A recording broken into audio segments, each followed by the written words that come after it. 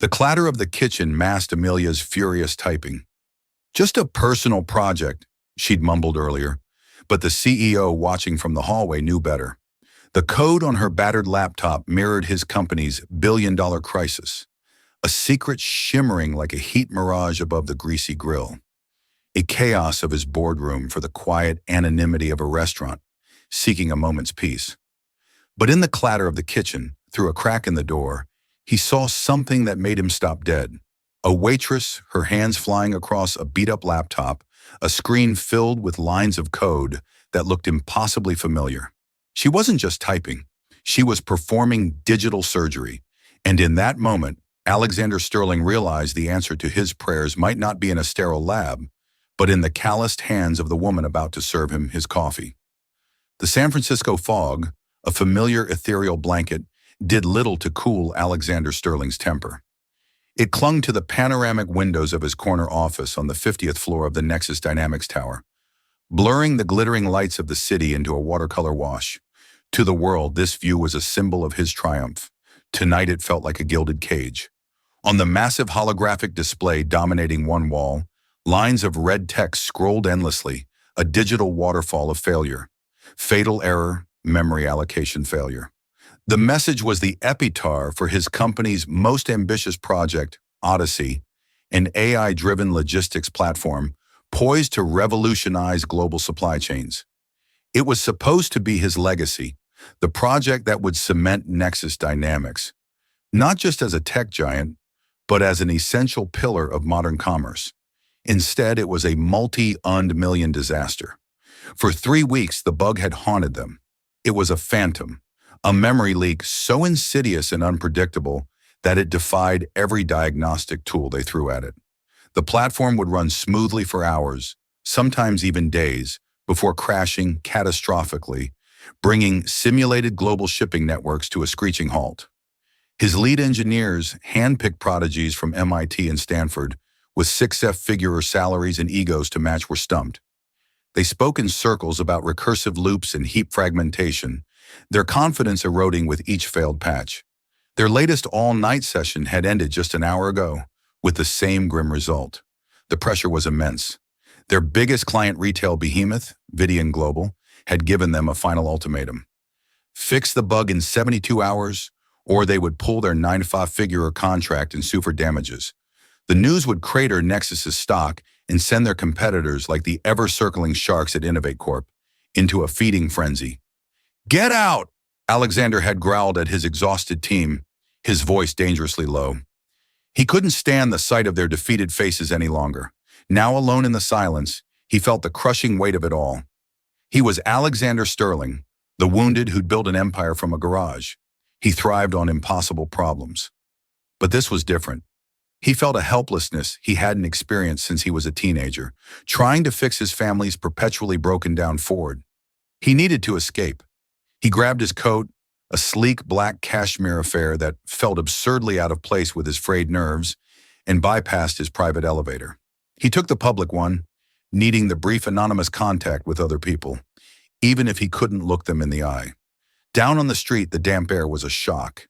He dismissed his waiting driver, Walter, with a wave. He needed to walk. He wandered through the financial district, a ghost in his own city. The imposing glass and steel structures he helped finance now feeling like monoliths mocking his failure. He found himself blocks later standing outside an unassuming restaurant called the Gilded Spoon. It was an old-world place, a relic from a different San Francisco, with warm light spilling from its windows and the promise of quiet solitude. It was the antithesis of his life. He pushed the heavy oak door open. The restaurant was hushed, the clinking of silverware, and murmured conversations a soothing balm. A host led him to a secluded booth in the back. He ordered a steak he knew he wouldn't eat and a glass of Macallan 25 he knew he would. As he nursed the scotch, the warmth spreading through his chest but not his mind, he watched the staff. They moved with a practiced, efficient grace, a ballet of service that was in its own way a perfectly functioning system. His gaze fell on one waitress in particular. She was young, perhaps in her mid-20s, with intelligent, focused eyes that seemed to take in everything at once. Her dark hair was pulled back in a simple, severe ponytail, And there was a subtle tension in her posture, a coiled energy that suggested her mind was elsewhere. Her name tag read, Amelia. She moved with a quiet competence, refilling water glasses, clearing plates, and answering questions with a polite but distant smile. There was an aura of fierce intelligence about her, a stark contrast to her humble surroundings. He was on his second scotch when he saw her slip through the swinging doors into the kitchen. He glanced at his watch. 10 minutes passed. 15. The kitchen doors were a whirlwind of activity chefs, shouting servers rushing in and out, but she didn't reappear. Curiosity, a welcome distraction from his own anxieties, piqued. He needed to use the restroom, which was located down a short hallway past the kitchen entrance. As he walked past the kitchen door, swung open for a moment, and he glanced inside. Amidst the chaos of stainless steel steam and shouting, "Cooks!" he saw her. Tucked away in a small, cramped alcove next to a stack of flour sacks was Amelia. She wasn't polishing silverware or taking a smoke break. She was hunched over a battered decade-old laptop, its screen glowing in the dim light. Her fingers were a blur across the keyboard, moving with a speed and precision that he, a man who'd coded his first program at age 12, recognized instantly. It wasn't the typing of someone writing an email or a college paper. It was the fluid staccato rhythm of a programmer, a creator of worlds. He froze his hand on the restroom door. He squinted, trying to see her screen. It was a dark mode IDE integrated development environment filled with lines of what looked like C. Posby's blast. And then he saw it, a specific function call, a multi-threading protocol she was implementing. It was elegant, it was complex, and it was eerily similar to a section of the Odyssey codebase that his own team had been wrestling with for weeks. His breath caught in his throat. The world seemed to slow down. The clatter of the kitchen faded into a dull roar. A waitress in a kitchen alcove on a relic of a laptop typing code that mirrored the very heart of his company's billion-dollar crisis. It was impossible. It was absurd. And it was happening right in front of him. He forgot about the restroom, forgot about his steak, forgot about everything except the woman in the kitchen who was weaving digital spells amidst the smell of garlic and grease. For a full minute, Alexander Sterling stood motionless in the hallway, a statue of disbelief. His mind, usually a superhighway of calculations and strategic thought, was gridlocked.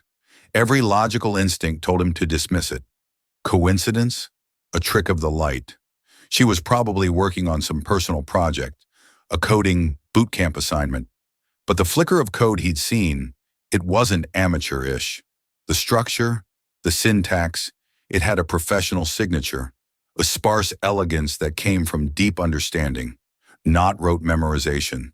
He took a deep breath, the air thick with the aromas of roasted chicken and cleaning supplies. This was insane, but desperation is the mother of insanity. What did he have to lose his pride? He'd lost that 3 weeks ago in a conference room full of blank-faced engineers. He pushed the swinging door open and stepped into the chaotic symphony of the kitchen. A blast of heat and noise hit him. "Hey, staff!" Only a burly chef with a sweat-stained bandana yelled over the sizzle of a grill. Alexander ignored him. His eyes were locked on Amelia. She hadn't noticed him yet, her focus absolute. Her brow was furrowed in concentration, her lower lip caught between her teeth. He walked towards her small corner, stepping over a stray mop bucket. "Excuse me," he said, his voice calmer than he felt. Amelia's head snapped up. Her eyes widened first in surprise, then in professional panic. She instantly slammed her laptop shut. "So you can't be back here. Is there a problem with your meal?" Her waitress persona was back in place, a shield of polite efficiency. "The problem isn't with my meal," Alexander said, his gaze dropping to the closed laptop. "It's with a recursive memory leak in a multi-threaded AI logistics platform." The effect of his words was immediate and profound. The professional mask didn't just crack, it shattered. Amelia's jaw went slack. The color drained from her face. Her eyes, which he'd previously noted as intelligent, now looked sharp, analytical, and deeply wary. She didn't ask what he was talking about. She didn't feign ignorance. She knew. "Who are you?" she asked, her voice a tense whisper. "My name is Alexander Sterling." He watched for a flicker of recognition, and he got one. A subtle widening of her eyes, a slight intake of breath. She knew the name. Everyone in the tech world did. She looked from his expensive suit to his face, the pieces clicking into place. Nexus Dynamics. She breathed. Odyssey. It wasn't a question. It was a statement. A diagnosis. You've heard of it. Alexander stated, the last vestiges of his skepticism evaporating. I follow the public devlogs. The pre-release buzz. She admitted, her gaze guarded. She clutched the edge of her laptop as if it were a life raft. You're in trouble. The launch is supposed to be next quarter. The launch will be canceled and the company will be gutted if we don't fix a bug that my entire engineering division can't find, he said, laying his cards on the table. There was no point in pretense. What were you working on just now? She hesitated, her eyes darting towards the head chef, who was now watching them with a mixture of confusion and annoyance. A personal project. Don't lie to me, Amelia, he said, his voice soft, but laced with an intensity that made her flinch. I saw your screen. I saw the threading protocol. It was a predictive resource allocation manager. Am I wrong? She swallowed hard, her knuckles white on her laptop. No, she admitted quietly. You're not wrong. I want you to look at our code. Alexander said the words, feeling utterly reckless as they left his mouth. The Odyssey code. She stared at him as if he'd just started speaking in tongues. What, sir? I'm a waitress, and 5 minutes ago, you were a programmer. Which one is the real you? He counted. I will pay you for your time. A consulting fee. A generous one. Sign whatever NDA my lawyers can dream up. Just look at it. Amelia's mind was clearly racing. Fear, disbelief, and a flicker of something else. A longing, a hunger warded in her expression. Why would you ask me? You have the best engineers in the world. The best engineers in the world have been staring at it for almost a month and are about to sink my company, Alexander said bluntly. They're trapped in a box of their own making, constrained by their own groupthink. You're not in that box. You have nothing to lose, and frankly, neither do I. At this point, he saw the conflict in her. This was the opportunity of a lifetime handed to her by a billionaire in the middle of a greasy kitchen. But it was also terrifying. The risk of failure, of humiliation, was enormous. I can't, she stammered, shaking her head. I don't have a degree. I dropped out of Caltech after 2 years. My mother got sick. I've been working here ever since. I just code for myself to keep sharp. The confession hung in the air, thick with disappointment and lost potential. Caltech. She wasn't just self-taught. She had been on the path to becoming one of the elites he so readily hired. Life had just gotten in the way. This information didn't deter Alexander. It galvanized him. This wasn't a random fluke. This was untapped genius derailed by circumstance. I don't care about your degree. Amelia, he said, his voice firm. A degree is a piece of paper that says you can learn. What I saw on that screen says you can do. I care about results. The Odyssey platform is failing because of a flaw in its predictive modeling. It allocates resources for projected shipments. But somewhere in the recursive logic, it creates phantom allocations. It never releases. It's bleeding memory, but we can't find the wound. Does that sound like a problem you'd find interesting? He watched her as he spoke, detailing the core of the problem. Her expression shifted again. The fear receded, replaced by the focused, analytical look he'd seen when she was at her keyboard. She was no longer a waitress talking to a customer. She was an engineer considering a challenge. Phantom allocations, she murmured almost to herself. It's not just in the recursion. It could be in the way the threads are instantiated. If the parent process dies before the child threads are properly joined, their memory could be orphaned. Her insight was immediate, a plausible theory that his team had mentioned, but hadn't fully explored, convinced the error was deeper in the AI model itself. Alexander pulled a sleek black business card from his wallet. Nexus Dynamics Tower. Be there tomorrow at 9 a.m. Ask for me. I'll clear it with security. Name your price, Amelia. Whatever it is, I'll pay it. He placed the card on top of her closed laptop. Her hand trembled slightly as she looked at it. The simple black card with his name, embossed in silver, was a ticket to another world. Sir, your table? She started the habit of her job kicking in. "Forget the table," Alexander said, turning to leave. He paused at the door and looked back at her. Her eyes were wide, fixed on the card. "9 a.m. Amelia, don't make me regret this." He walked out of the kitchen, leaving the noise and the chaos behind. He felt a jolt of adrenaline he hadn't felt in years. It was the most illogical, unprofessional, and desperate move of his career. It was either the decision that would save his company or the final spectacular act of a falling titan. As he stepped back into the quiet restaurant, he realized he had no idea which. The next morning, the lobby of the Nexus Dynamics Tower was everything all the Gilded Spoon was not.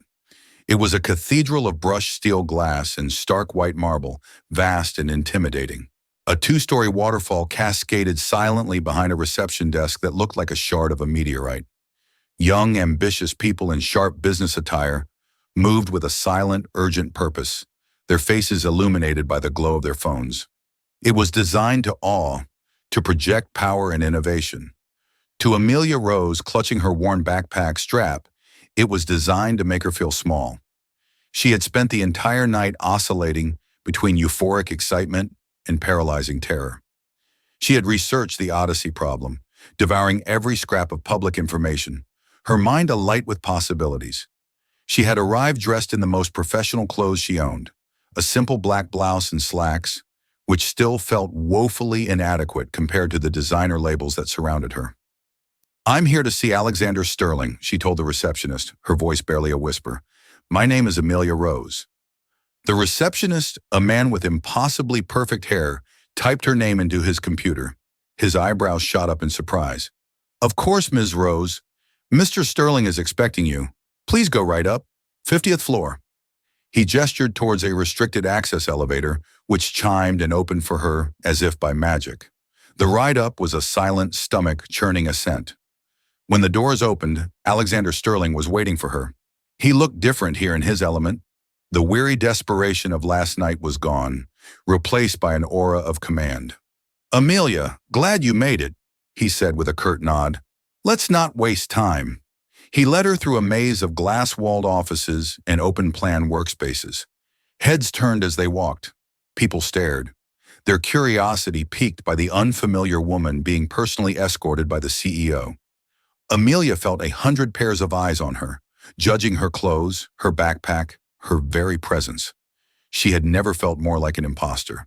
They entered a large conference room already occupied by about a dozen engineers. The air was thick with tension and the smell of stale coffee. This was the Odyssey team. They all looked exhausted, but their expressions sharpened as Alexander walked in with Amelia.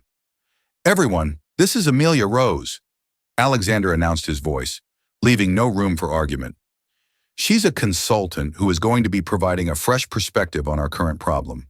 Give her full access to the Odyssey source code, the server logs, everything. She will report directly to me. I expect your full cooperation." A heavy silence followed. The engineers exchanged uneasy glances. Amelia's eyes fell on one man in particular. He was in his late 30s with a sharp suit and a condescending smirk that seemed permanently affixed to his face. A nameplate on the table identified him as Benjamin Carter, lead software architect. Benjamin leaned back in his chair, tapping a pen on the table. "A consultant," he said, his tone dripping with skepticism. He looked Amelia up and down his gaze, lingering for a moment on her simple clothes. "May I ask which firm you're with, Ms. Rose, or perhaps which university's doctoral program we've poached you from?" The question was a clear challenge designed to humiliate her and undermine her authority before she'd even begun. The other engineers watched and waiting to see how she would respond. Before Amelia could speak, Alexander cut in his voice like ice. "Her credentials are that she has my confidence, Ben. That's all you need to know. Get her set up." The rebuke silenced Benjamin, but his eyes burned with resentment. He gestured curtly to a junior engineer. "Kevin, get Ms. Rose, a guest terminal and access credentials."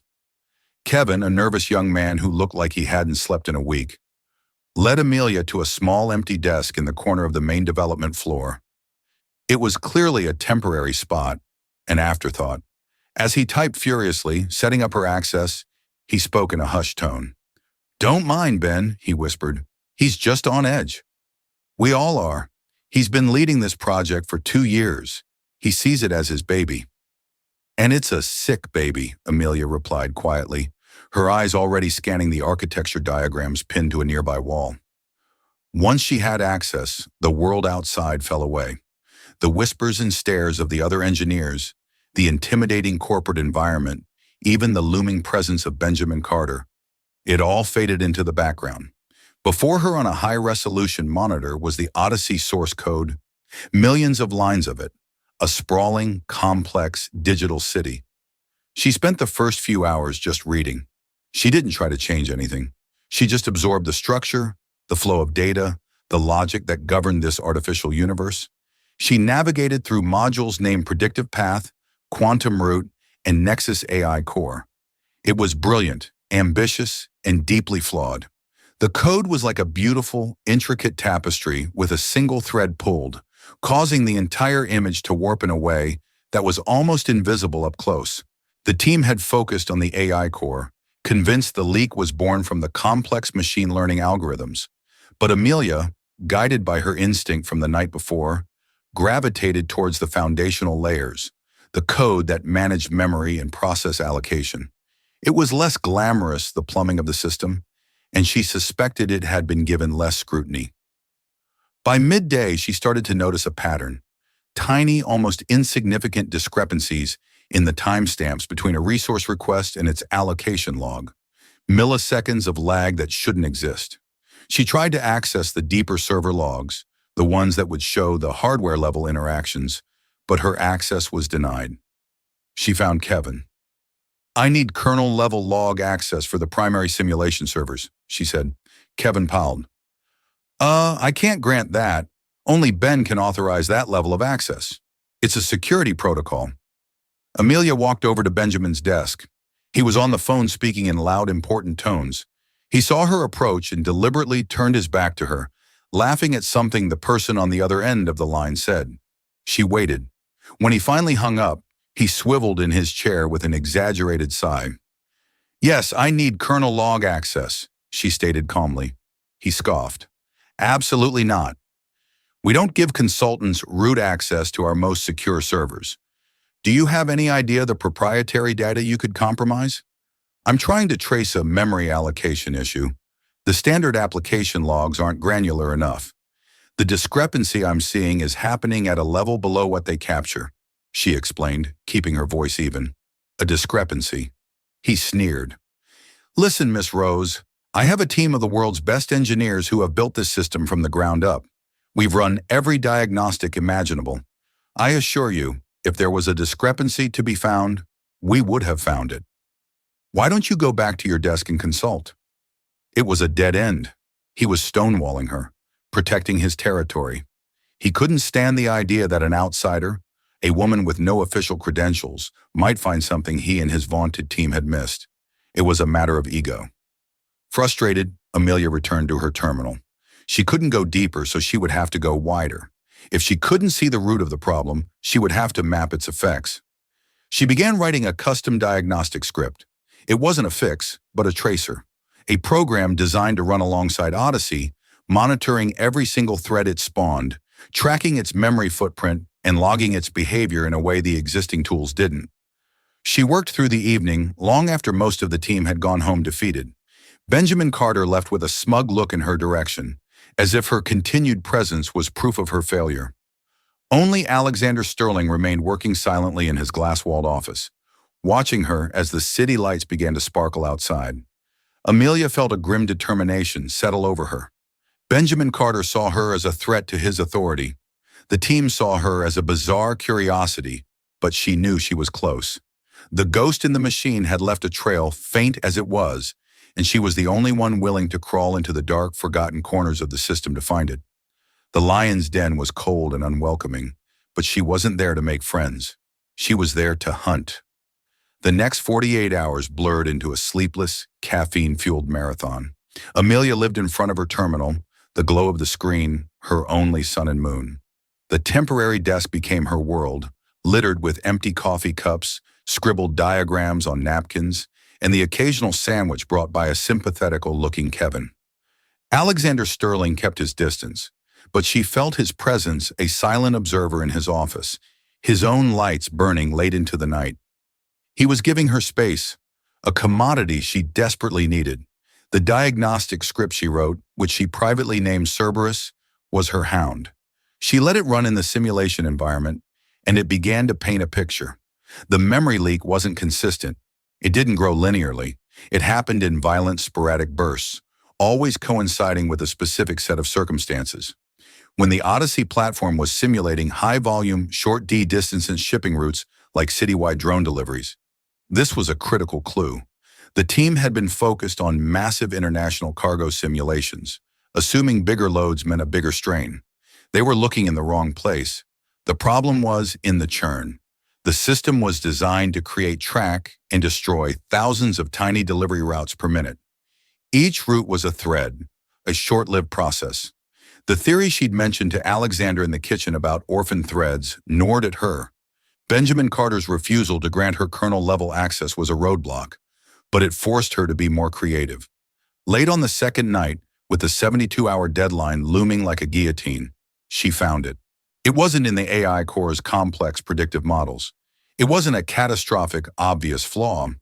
It was a single, elegant, and devastatingly simple bug in a low-level library, a piece of foundational code written years ago and assumed to be perfect. The library handled thread management. When a new delivery route was created, the library would instantiate a handler thread. A separate, seemingly unrelated cleanup process was supposed to run periodically, checking for completed threads and releasing their allocated memory. The problem lay in the interaction between the two.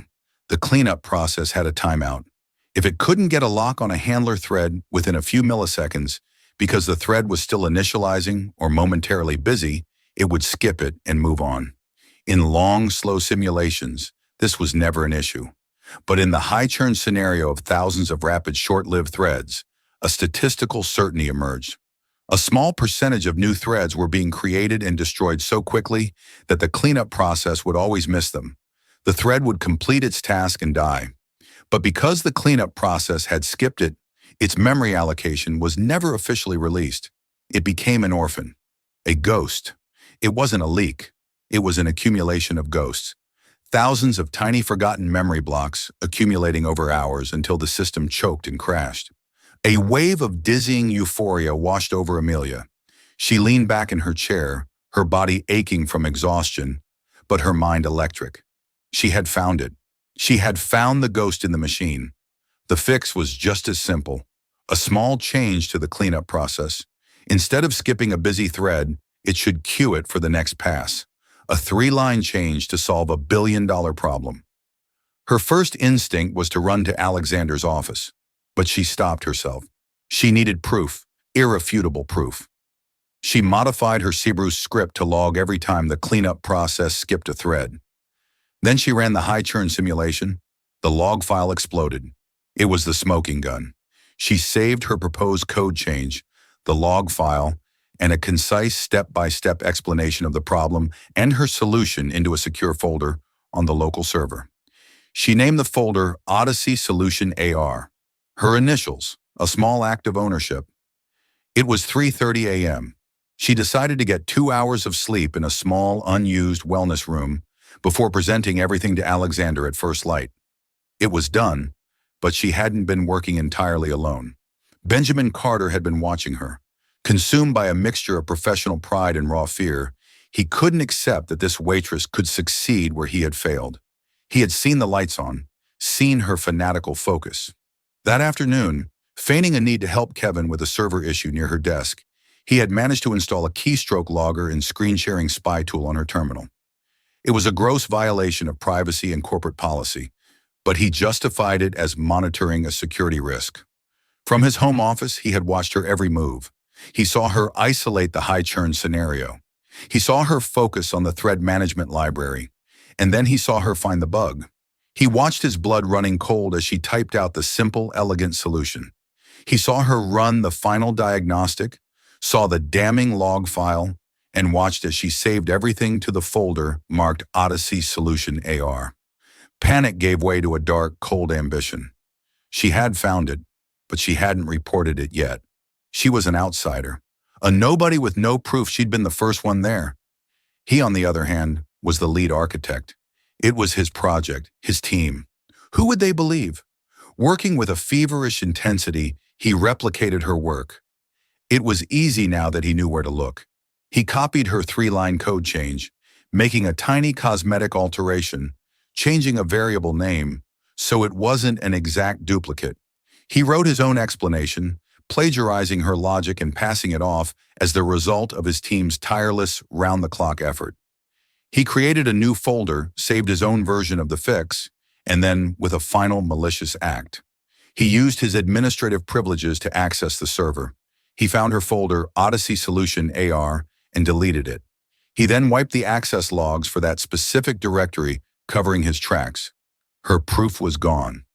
At 7,000 a.m., just as Amelia was waking up stiff and sore on a wellness room sofa, Benjamin Carter sent a company-wide email to Alexander Sterling and the entire executive board. Subject urgent, breakthrough Odyssey platform. Stability issue solved, the email began. After a final intensive deep dive session led by myself, my team has successfully identified and resolved the critical memory allocation flaw in the Odyssey platform. The solution is prepared for immediate implementation. A full technical debrief will be ready for your 9:01 a.m. meeting. He had won.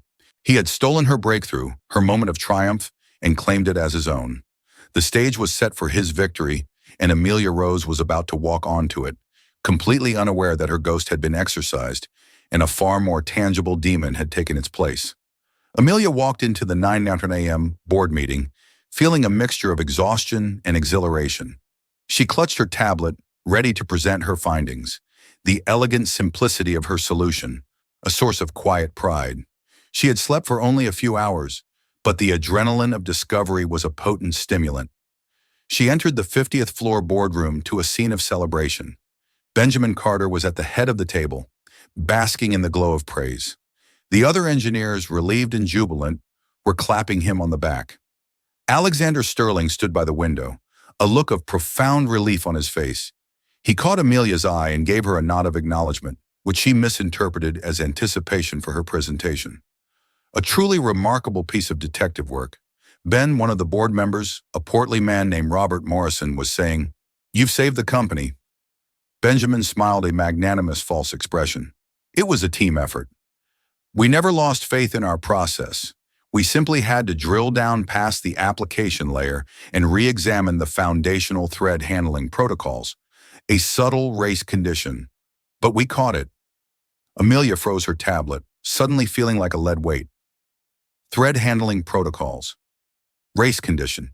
He was using her words, her discovery. A cold dread washed over her, so intense it made her feel nauseous. Alexander turned his attention to the room. "Ben, walk us through it." With a smug confidence, Benjamin projected the code onto the main screen. He presented the three-line fix, his cosmetically altered version, and explained the logic behind it with the clarity of a man who had understood it for a full 4 hours. He explained how the cleanup process missed the rapidly cycling threads, creating orphan memory blocks. He presented it as the triumphant culmination of his team's tireless work. Amelia stood in stunned silence, invisible. It was her work, her breakthrough.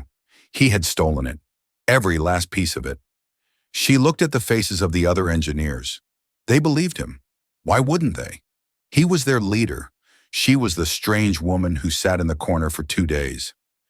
"Excellent work," Alexander said, and the words were a punch to Amelia's gut. He turned to her. "Amelia, thank you for your time. Your input in directing the team's focus was clearly valuable. Please see my assistant about your consulting fee. We'll be sure it's a generous one." Dismissal. He was dismissing her. He thought she had merely helped while Ben had delivered the solution. The injustice was so sharp, so bitter, it stole her breath. She started, her voice trembling. "That's my solution." Benjamin let out a short, pitying laugh.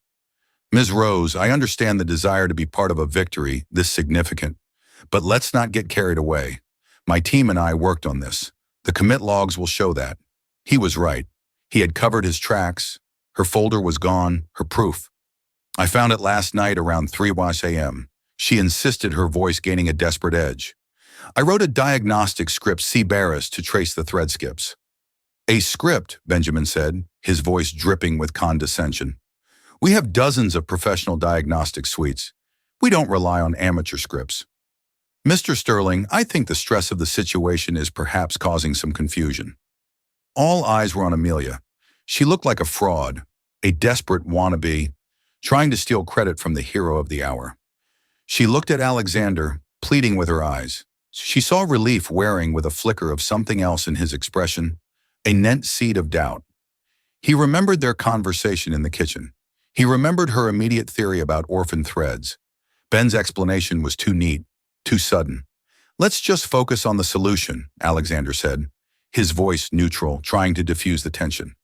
The important thing is that it's fixed. We can deploy the patch and notify Vidian Global. The meeting concluded. Benjamin was a hero. Amelia was a ghost, haunting the edges of a celebration that should have been hers. Defeated, she turned and left the boardroom, the sound of their cheerful planning fading behind her. She had failed not in finding the bug, but in navigating the treacherous world of human ambition and deceit. But Alexander Sterling hadn't built a billion-dollar empire on blind faith. He was a systems analyst at heart, and that applied to people as much as to code. Amelia's desperate plea, her specific mention of a script named Cerberus, and the timing it all felt wrong. Ben's sudden breakthrough after weeks of failure, hours after Amelia had been given access, was too convenient. He remembered the look in Amelia's eyes in the kitchen, the raw, unpolished brilliance. He contrasted it with Ben's polished political maneuvering while the rest of the company celebrated. Alexander returned to his office and closed the door. He didn't call his security chief. He didn't want a corporate investigation that could be managed and sanitized by others.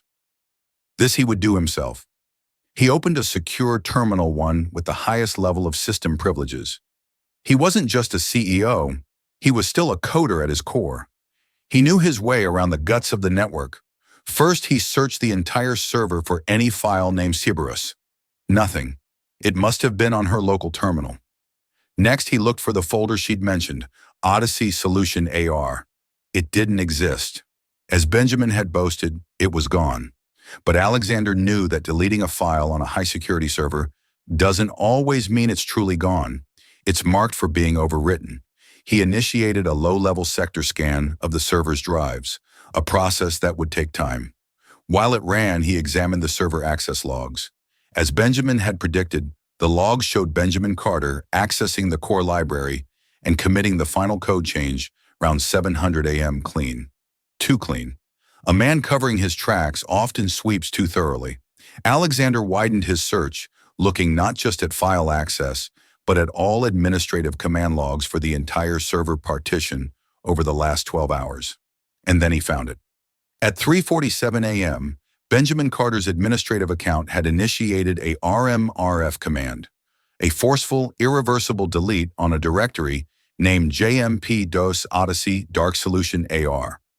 Immediately following that, at 3:48 a.m., the same account had run a command to manually clear the access log records for that specific directory for the preceding 5 minutes. It was the digital equivalent of a murderer wiping fingerprints from a crime scene. Benjamin hadn't just deleted her work. He had tried to erase the very fact that he had deleted it. But he made a mistake. He'd cleared the file access log, but he hadn't cleared the higher-level command log which recorded the clearing itself. It was an act of supreme arrogance. He never imagined anyone, least of all the CEO, would dig this deep. A cold, hard anger settled in Alexander's chest. The sector scan finished. The deleted folder was partially recoverable. He restored it. Inside were Amelia's original files, her beautifully commented code, her detailed explanation, and the Cerberus log file, its timestamp reading 3:32 a.m. The evidence was irrefutable. It was a complete documented timeline of discovery and theft. He looked at the recovered files, then at the record of Benjamin's deceit. The betrayal wasn't just against Amelia. It was a betrayal of the company of the very principle of innovation and integrity he had built Nexus Dynamics upon. He picked up his phone. He didn't call security. He didn't call HR. He called the head of the board, Robert Morrison. "Robert," he said, his voice dangerously calm. "Get everyone back in the boardroom now. The celebration is over." The mood in the boardroom was one of confused but pleasant anticipation. The board members and senior engineers filed back in their faces, flushed with the relief of a crisis averted. They took their seats, the air buzzing with low chatter about calling their families about the soaring stock price that would surely follow the announcement. Benjamin Carter was the center of this jubilant universe. He strode in with a confident swagger, accepting handshakes and pats on the back. He took his seat at the head of the long polished table, not as a lead architect, but as a conquering general, ready to receive his laurels. He was already composing the email he would send to his headhunter, leveraging this victory into an even more prestigious, higher-paying role at a competitor. Amelia was not among them. Alexander had sent a quiet, discreet message via his personal assistant for her to wait in the tranquil solitude of his private office. He needed her away from this, away from the explosion he was about to detonate. When the heavy glass door hissed shut, sealing the room, Alexander remained standing. He didn't take his seat. He stood beside the massive dark monolith of the main display, his posture rigid, his face a mask of cold gravity. The cheerful murmurs died instantly, replaced by a weary, uncertain silence. Every eye in the room turned to him. Our celebration, Alexander began, his voice quiet, but carrying an immense weight that commanded the room's full attention, was premature. We have indeed found the solution to the Odyssey problem. However, the wrong person has been given the credit for it, and the real story reveals a rot within this company that is far more dangerous than any memory leak. A tense, electric stillness fell over the room. Benjamin Carter's self-satisfied smile faltered, replaced by a flicker of confusion and alarm. He shifted in his seat, his bravado evaporating like mist. Ben Alexander said, his eyes locking onto his lead architect with an unnerving intensity. You told us you and your team identified the thread handling issue after an intensive all-night deep dive. Is that correct? Yes, that's correct. Benjamin affirmed, his voice a fraction less steady than before. It was a complex issue, a subtle race condition. We worked tirelessly following a lead. A lead? Alexander interrupted, taking a slow step forward. His voice was laced with a chilling sarcasm. That's fascinating because the solution was actually found, documented, and finalized at 3:32 a.m. Not by your team, not by you. It was found by Amelia Rose. With a deliberate press of a button on his console, the main screen behind him blazed to life. It was not Benjamin's code. It was a perfect high-resolution image of the recovered folder, Odyssey Solution AR. Inside, displayed for all to see, were Amelia's pristine files, her elegantly commented code, her concise and brilliant explanation of the problem, and the Cerberus log file, its timestamp, a glaring indictment. 32:17 a.m. Gasps and sharp intakes of breath rippled through the room. The faces of the engineers, moments ago, filled with relief, were now painted with shock and disbelief. Benjamin Carter's face went corpse white, the blood draining from it as if a plug had been pulled. This is absurd. A fabrication, he stammered, his voice cracking, rising in panic. She's an opportunist. She must have seen our work somehow and is trying to frame me, to steal my team's victory. Is she? Alexander countered, his voice dropping to a dangerous whisper. He didn't raise his voice. He didn't have to. The quiet fury was more terrifying than any shout. He brought up a new window on the screen, positioning it right next to Amelia's folder. It was a raw text file, the server's high-level command log. He highlighted 2 lines in damning red. Then perhaps you can explain this log entry to the board, Ben. It shows that at 3:47 a.m., your administrative account, and only your account, has these privileges, executed a command rem Yaharf. For our non-technical board members, Alexander said, his gaze sweeping across the stunned faces, that is the digital equivalent of dousing a document in gasoline and setting it on fire. It is a command for forceful permanent deletion. In the target of that command was a directory named Dark Temp Odyssey Solution, or he let the implication hang in the dead air for a moment before delivering the final crushing blow. And then there's this entry just 1 minute later, a command again from your account to manually clear the access log records for that specific directory. You were sloppy, Ben. In your arrogant haste, you wiped your fingerprints from the safe, but you left behind a crystal clear security video of yourself holding the rag. You never thought anyone would look this deep, The room was utterly, profoundly silent. The evidence was absolute, a digital death sentence. Benjamin stared at the screen, his mouth slightly agape, his mind refusing to process his complete and total ruin. The intricate web of lies he had spun in a matter of hours had been unraveled with cold technological precision. He looked around at his team, at the board members, at the junior engineers, and saw no support, no sympathy. He saw only disgust, disappointment, and the cold, hard stare of judgment. The greatest threat to this company isn't a bug, Alexander said, his voice resonating with the conviction of a founder defending the soul of his creation. It's a flaw in our character, an insidious culture of ego, of credentialism, of arrogance that would lead a senior manager to steal the work of a junior contributor rather than admit that brilliance can come from anywhere. A culture that would dismiss genius simply because it doesn't have the right title on a business card. He looked directly at Benjamin, his eyes devoid of any pity. You are fired, effective immediately. Your network access, your key card. Your very presence in this company has been terminated. Security is waiting for you outside this door. You may collect your personal belongings from your desk and nothing else. He then turned his steely gaze upon the senior members of Benjamin's team, the ones who had smirked at Amelia, who had fostered the environment of exclusion. And for the rest of you, let this be a lesson. You stood by. You were complicit in your silence. The architecture of this team and perhaps this entire division is about to be fundamentally changed. Nexus Dynamics will be a place where talent is the only currency that matters. It will be a true meritocracy, or it will be nothing. Benjamin Carter, utterly broken, pushed his chair back. It scraped loudly in the silent room. He stood, his shoulders slumped in defeat. He didn't say a word, didn't look at anyone. As he walked toward the door, a man stripped of his pride and his career, he stumbled slightly, bumping into a chair, a final clumsy misstep from a man who had orchestrated such a precise, malicious theft. Then he was gone. Later, Alexander found Amelia in his office. She was standing by the vast window looking out at the sprawling city, now bathed in the warm, clear light of the afternoon sun.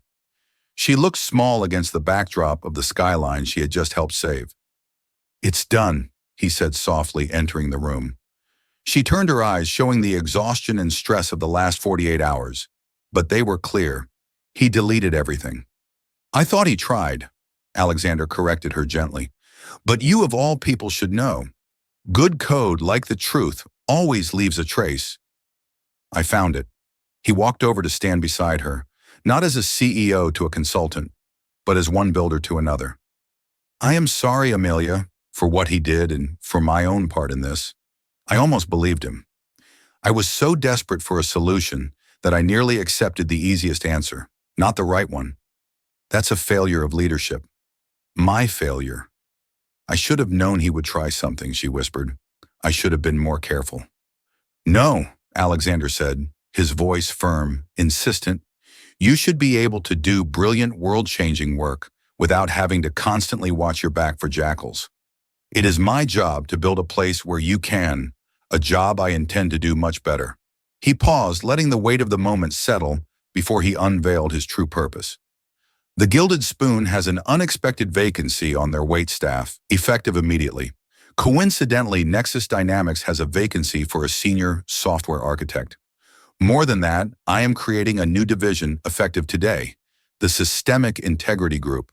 It will report directly to me, and its mandate will be to act as our company's conscience, to challenge every assumption, to stress test our code, our security, and our processes. To find the flaws before the rest of the world does. It needs a leader with a unique perspective, someone who can see the whole system, not just the individual lines of code. The position is yours, Amelia, if you want it." Amelia stared at him, her mind reeling. Senior architect, head of a division. It was a leap so vast, she hadn't even allowed it to form in her wildest dreams. "I don't have a degree," she whispered, the old insecurity, the ghost of her past making one last stand. Alexander smiled, a genuine warm smile. "You have something far more valuable. You have the solution. You saw the whole system when an army of experts was lost in the weeds. That's not something they can teach you at Caltech or anywhere else. So Amelia rose, he said, extending a hand to her. What do you say? Will you help me build the future of this company? A slow smile spread across Amelia's face, a brilliant, radiant smile that reached her eyes and erased every last trace of fear. The waitress was gone. The imposter was gone. In her place stood an architect. Yes, she said, her voice firm and clear as she shook his hand. Yes, I will. That's the incredible story of Amelia Rose and Alexander Sterling, a testament to the fact that brilliance isn't confined to boardrooms and elite universities. It proves that true talent can be found in the most unexpected places and that integrity is the most valuable asset any person or company can have. Amelia, the waitress with a hidden gift, didn't just fix a bug in a piece of software. She exposed a flaw in a corporate culture, and in doing so rebuilt it from the ground up, stronger and more honest than before. Her journey is a powerful reminder to never judge a book by its cover and to always look for the hidden genius that exists all around us. If this story inspired you, please give this video a thumbs up and share it with someone who needs to hear that their circumstances don't define their potential. Don't forget to subscribe and hit the notification bell so you don't miss our next story about the hidden heroes who change the out.